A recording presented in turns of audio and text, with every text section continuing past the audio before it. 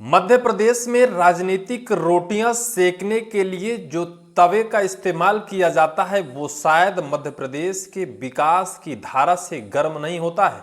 वो मध्य प्रदेश के वोटरों के उस भय से गर्म होता है, मतदान करने वाली जनता के उस डर के, उस पसीने से गर्म होता है और फिर उस पर राजनीतिक रोटियां सेकी जाती हैं, चाहे सत्ता हो चाहे विपक्ष। मध्य प्रदेश का थप्पड़ कांड तो आपको याद होगा। पहले तो एक नगर कर्मी को सत्ता पक्ष के एक सांसद जड़ देते हैं थप्पड़, वो भी सार्वजनिक मंच पर, वो अपने ऑन ड्यूटी पर होता है। शायद उन्हीं के कार्यक्रम में, उन्हीं की साज सजावट और उन्हीं के पोशाक में शामिल होता है।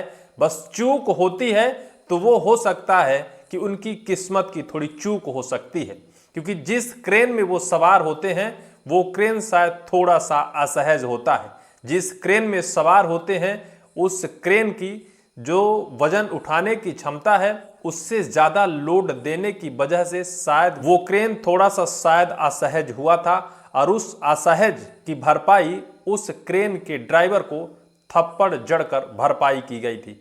इसके बाद सत्ता पक्ष के नेताओं की बयानबाजी भी खूब आई थी। सत्ता पक्ष की पूर्व महिला मोर्चा की जिलाध्यक्ष का एक बयान आया था। उन्होंने कहा था कि सांसद जी ने तो सिर्फ इस चूक की सिर्फ थप्पड़ ही जड़ा है, शायद उसका हाथ पैर तोड़ देना चाहिए था। लेकिन अब सत्ता पक्ष की तरफ से सांसद के पक्ष में ऐसे ऐसे बयान निकल कर आ रहे हैं कि शायद है कि सुनकर आप भी हैरान हो जाएंगे। शायद है कि सुनकर आपको भी लगेगा कि क्या अब मध्य प्रदेश में राजनीतिक रोटियां सेकने के लिए शायद विकास का मुद्दा नहीं बचा है, जनहित का मुद्दा नहीं बचा है। अब जिन्होंने वोट देकर सत्ता के सिंहासन पर बिठाया है उन्हीं को अब डराकर, धमकाकर और उनके व्यक्तिगत आजादी को छीनकर अब राजनीतिक रोटियां सेकी जाएगी।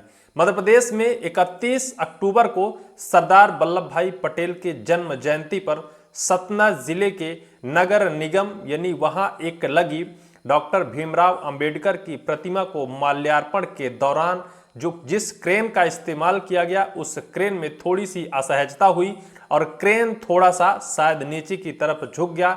सांसद जी को शायद है कि थोड़ा डर लगा और डर जब लगा तो वो सांसद जी क्रेन के ड्राइवर को बुलाकर और ऑन कैमरा सार्वजनिक मंच में थप्पड़ जड़ देते हैं। जिस ऑपरेटर को थप्पड़ जड़ते हैं वो ऑपरेटर का नाम गणेश कुशवाहा होता है। बाद में उसके बयान आते हैं, उसने कहा कि बड़े भाई के नाते उन्होंने हमें मारा नहीं है, बाकी ऐसे हम ड्राइवर हैं, थोड़े बहुत ऐसे खटपट होते रहते हैं। लेकिन अब जिस तरह से इसमें एक राजनीति और एक जिस तरह से मध्य प्रदेश की सियासत गर्म हो गई है, जिस पर गणेश कुशवाहा अब पिसने लगा है, वो शायद है कि भयभीत है, शायद है कि उसे अब अगवा किया जा रहा है, शायद है कि उसके साथ कुछ भी हो सकता है, क्योंकि उसकी पत्नी ने माननीय पुलिस अधीक्षक महोदय को आवेदन देकर अपने जान माल की सुरक्षा की गुहार लगाई है। पूरी कहानी अब जो घट रही है उसे हम बताते हैं।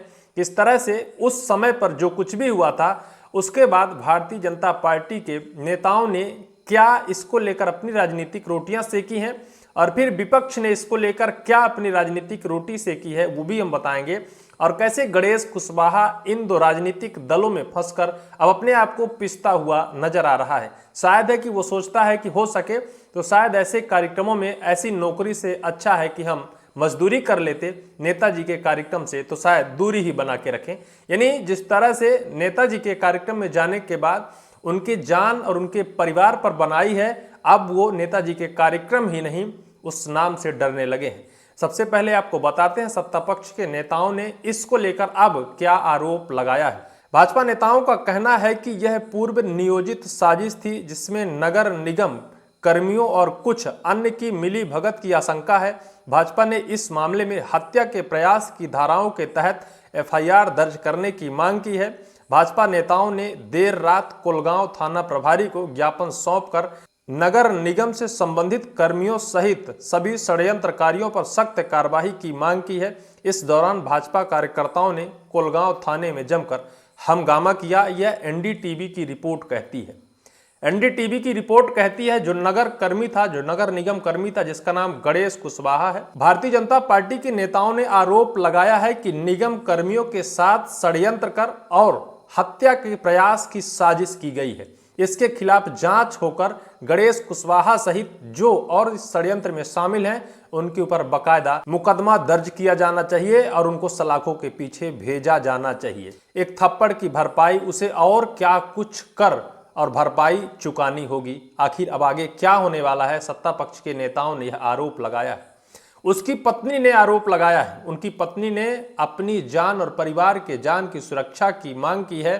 दैनिक जागरण में छपी रिपोर्ट के मुताबिक इस घटना के संबंध में गणेश की पत्नी फूलमती कुशवाहा ने पुलिस अधीक्षक को आवेदन देकर परिवार की सुरक्षा की मांग की है। फूलमती का कहना है उनके परिवार को धमकियां मिल रही हैं जिससे परिजन भयभीत हैं। वो घटना क्या हुई थी, हमने बताया कि सिर्फ एक क्रेन में असहजता हुई थी। असहजता के कारण सांसद जी ने ऑपरेटर जी को थप्पड़ जड़ दिया था। मामला तूल तब पकड़ लेता है जब यह मामला शायद भारतीय जनता पार्टी के नेताओं की तरफ से तर्क वितर्क किया जाने लगता है, विपक्ष के पास पहुंचता है। यह मामला तब तूल पकड़ लेता है। विपक्ष ने भी कई गलतियां की है और कई ऐसे धमकाने के आरोप लगाए हैं, आगे वो भी हम बताएंगे। अब आपको हम बताते हैं कि फरियादी गणेश कुशवाहा ने मीडिया के सामने आकर क्या कहा है। दैनिक जागरण में छपी रिपोर्ट के मुताबिक थप्पड़ कांड से जुड़े मामले में एक नया मोड़ आया है। नगर निगम के क्रेन ऑपरेटर गणेश कुशवाहा ने पुलिस को दिए आवेदन में आरोप लगाया कि कुछ अज्ञात लोगों ने उसे जबरन अपने साथ ले जाकर सांसद के पक्ष में बयान दिलवाया। अपने आवेदन में गणेश ने कहा कि वह डरा और दबाव में था, जिससे वह कहलवाया गया, वह सच्चाई नहीं थी। क्रेन का ऑपरेटर गणेश कुशवाहा के साथ जो कुछ भी हो रहा है उसने बताया है कि कैसे कुछ अज्ञात लोगों ने उसे अगवा कर लिया था और अगवा कर बयान बदलने को लेकर उससे वो कहलवाया गया जो शायद सत्य नहीं है, जो शायद सच नहीं है। वो डर के मारे यह सारी चीज कही थी। अब इसमें जिस तरह से दैनिक जागरण ने रिपोर्टिंग की है, जिस तरह से उसने मीडिया के सामने अपने बयान दिए हैं, उस बयान के मुताबिक एक नगर निगम कर्मी है जो शायद 10 से 15 हजार रुपए सैलरी में अपने जीविकोपार्जन परिवार का करता है, लेकिन वो उसका दुर्भाग्य उस समय उस वक्त से शुरू हो जाता है जब वो सांसद जी के कार्यक्रम में शामिल हो जाता है। सांसद जी को अपने क्रेन में बिठाकर और डॉक्टर भीमराव अंबेडकर जी की प्रतिमा पर माल्यार्पण करने से उसकी यह विवादित कहानी शुरू हो जाती है और यहां तक पहुंच गई है कि अब गणेश की पत्नी ने जान माल की सुरक्षा की गुहार पुलिस अधीक्षक महोदय से लगाई है। अब आपको बताएं, इसको लेकर विपक्ष ने मुखर हो गया है। विपक्ष के जो वहां के सिद्धार्थ कुशवाहा विधायक हैं, उन्होंने इसको लेकर जीतू पटवारी को डायरेक्ट फोन घुमाया और वहां के नगर निगम निरीक्षक जो सीएसपी साहब हैं, जिनका नाम डीपी चौहान, उनसे डायरेक्ट बात करवाया। कांग्रेस अध्यक्ष जीतू पटवारी ने ऑन कैमरा जो वहां के सीएसपी हैं डीपी चौहान, उनको धमकाते हुए कहा कि अगर आप भारतीय जनता पार्टी के सांसद के ऊपर एफआईआर नहीं दर्ज करते हैं तो हम 50,000 पब्लिक लेकर आपके थाने का घेराव करेंगे। बकायदा उन्होंने ऑन कैमरा कहा है।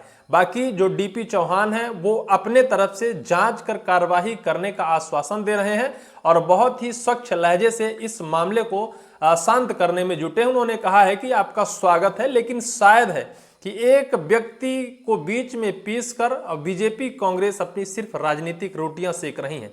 क्या उसे न्याय मिल रहा है? क्या उसे न्याय मिल जाएगा इस लहजे में? क्या वो न्याय की मांग कर रहा है?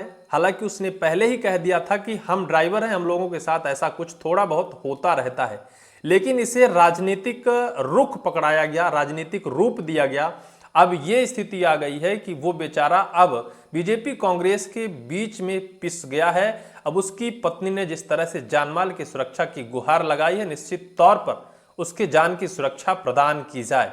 राजनीति बनी रहेगी और मध्य प्रदेश की राजनीति इतनी गंदी है कि कोई भी पिस सकता है। वह एक गरीब शख्स है जो अपने मेहनत मजदूरी कर अपने परिवार का भरण पोषण करता है। निश्चित तौर पर उसके साथ कुछ भी गलत नहीं होना चाहिए। मध्य प्रदेश पुलिस विभाग से हमारा भी निवेदन है, बाकी राजनीतिक षड्यंत्र हो उस पर जांच हो, कार्यवाही हो, जो भी दोषी हो उसके ऊपर कार्यवाही की जानी चाहिए। इस पूरी वीडियो को लेकर आपकी क्या राय है, कमेंट सेक्शन पर कमेंट जरूर करिएगा।